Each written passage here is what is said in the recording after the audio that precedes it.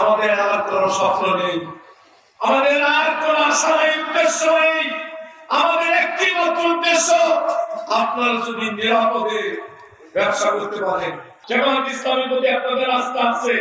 জামাত ইসলামী কেমন দল, জামাত ইসলামীর লোকগুলো কেমন আপনারা জানেন।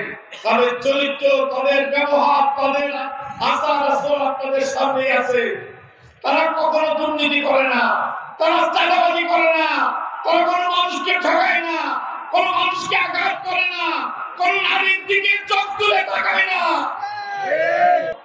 এরকম একদল মানুষ, তাদের হাতে ক্ষমতা আসলে তারা তখন রাষ্ট্র ক্ষমতায় গেলে তখন আপনাকে আরো বেশি সেবা করার সুযোগ পাবে।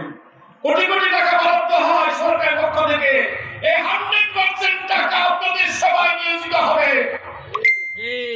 ভাই, আপনাদের সহযোগিতা আমরা চাই।